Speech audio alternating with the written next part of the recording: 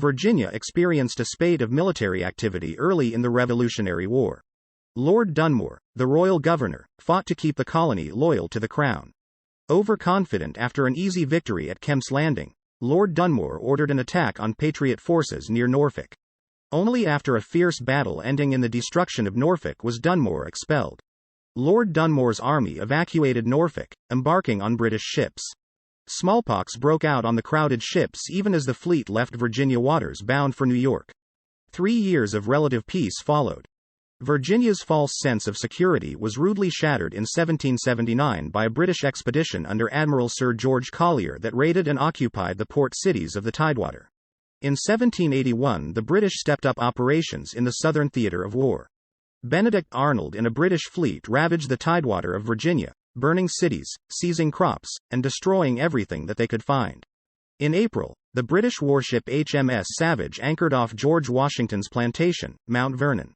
The British raiders took 17 of Washington's slaves from the Mount Vernon plantation.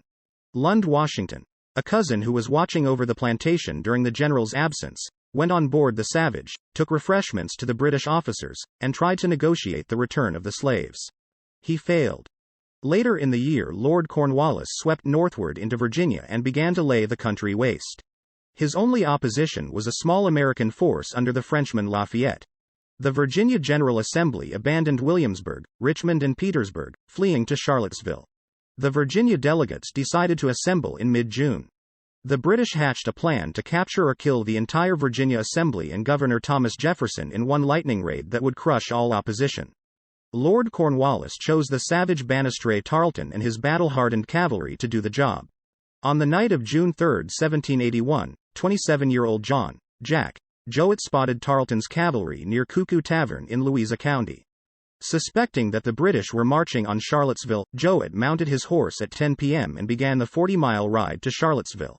Traveling only with the light of the moon, Jowett took rough backwoods trails, riding hard to outdistance the British. At 11:30 p.m., Tarleton paused for a 3-hour rest at Louisa Courthouse.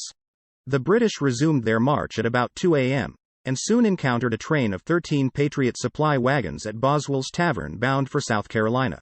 Tarleton burned the wagons and continued toward Charlottesville. At 4:30 a.m., Jack Jowett ascended the mountain on which Jefferson's home Monticello sits. An early riser, Thomas Jefferson was in the gardens at Monticello when Jowett arrived.